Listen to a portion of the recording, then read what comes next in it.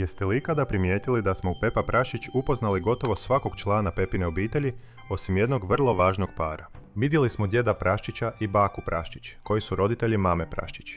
Upoznali smo strica Praščića, tetu Praščić i njihovu djecu. Čak smo upoznali i tajanstvenu tetu Doti. Ali kada je riječ o roditeljima Tate Praščića, kao da nikada nisu postojali. Nema spomena, nema fotografija, čak ni usputne rečenice o njima. Ništa. I to je pomalo čudno, zar ne mislite? Jer u seriji koja nas stalno podsjeća na obitelj, rođendane, bake i djedove, kako je moguće da dvoje ljudi koji bi trebali imati tako veliku ulogu jednostavno uopće ne postoje? Danas ćemo istražiti 5 najvećih teorija koje su obožavatelji smislili kako bi objasnili misterij nestalih roditelja Tate Praščića.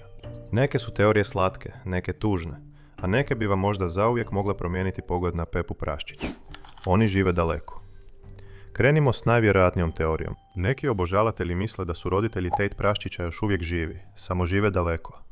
Već znamo da sestra mame Praščić, teta Doti, živi u drugoj zemlji. Zapravo pojavila se samo jednom tijekom epizode za Dan zahvalnosti, iako je spomenuta još davne 2011. u epizodi Konjić svjetlucava kopita. Teta Doti živi daleko u drugoj zemlji. To je više od desetljeća između njenog prvog spominjanja i stvarnog pojavljivanja. Možda su i roditelji Tate Praščića u sličnoj situaciji. Možda žive u inozemstvu, negdje gdje je tiho i mirno, daleko od Pepinog rodnog grada. Mogli bi biti stariji, u mirovini, uživati u mirnom životu daleko od sveg tog kaosa. To bi objasnilo zašto se nikada nisu pojavili na obiteljskim događajima poput rođendana ili Božića. Zvuči dovoljno jednostavno, zar ne? Ali onda evo problema.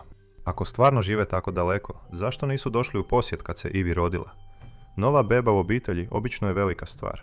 Očekivali biste da će bake i djedovi doći u posjet, ili barem poslati poklon, čestitku, ili barem da se spomene nešto poput baka i djed Praščić danas nisu mogli doći. Ali nema ničega, nema posjeta, nema poziva, čak ni spomena. I nije riječ samo o Ivi. Čini se da ih ni Pepa ni George nikada nisu upoznali. Nikada nismo čuli da je Pepa išta rekla o njima. Nikada nisu razgovarali o njima. Nikada ih nisu vidjeli, pa čak mi natuknuli da postoje. Gotovo kao da su roditelji tate svinje nevidljivi.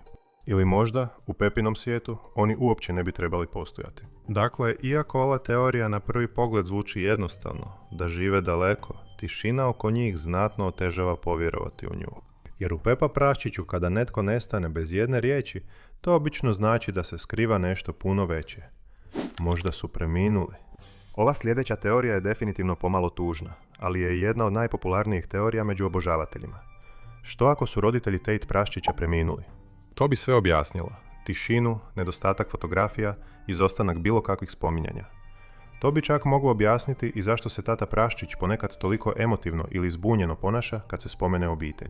Ali budući da je Pepa Praščić crtana serija za predškolce, nije iznenađujuće što su autori možda odlučili izbjeći spominjanje nečega tako teškog kao što je smrt. Možda su ih namjerno izostavili iz priče kako bi to ostao lagan i veseo za djecu koja gledaju. Možda su preminuli prije nego što se Pepa rodila, jer nikada nismo čuli da Pepa išta kaže o njima. Kao da ni ne zna da su ikada postojali.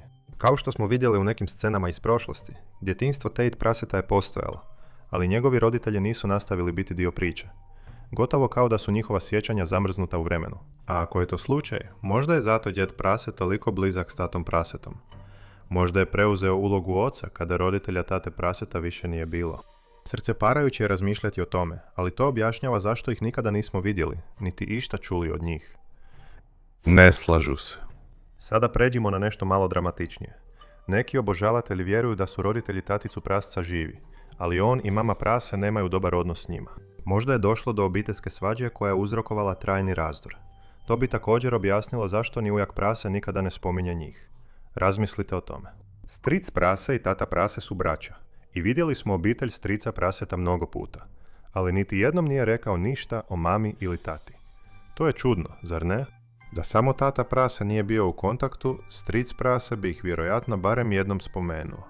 Ali činjenica da oba brata potpuno izbjegavaju tu temu sugerira da što god se dogodilo utjecalo je na cijelu obitelj. Možda njihovi roditelji nisu odobravali nešto što je tata Prase učinio. Možda se radilo o njegovom poslu, ili čak o mami Prase. Ili se možda nešto dogodilo u prošlosti što je uzrokovalo da se cijela obitelj raziđe.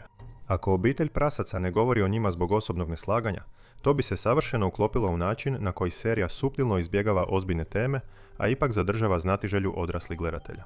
Ipak, to ne objašnjava zašto ih nema nigdje, čak ni na starim fotografijama. Što nas dovodi do sljedeće teorije, one koja sve čini još čudnijim.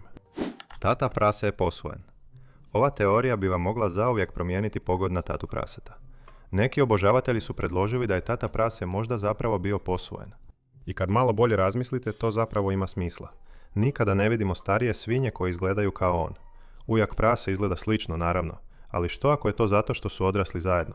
Ne zato što su biološki povezani. Možda su djed prase i baka prase posvojili tatu praseta dok je bio vrlo mlad, odgajajući ga zajedno s mamom prase, koja mu je kasnije postala supruga. Zvuči čudno, ali ako je to istina, to bi objasnilo zašto se pravi roditelji tate praseta nikada ne spominju, zašto mu je djed prase neobično blizak, zašto nema obiteljskih fotografija iz njegovog djetinjstva na kojima je netko drugi.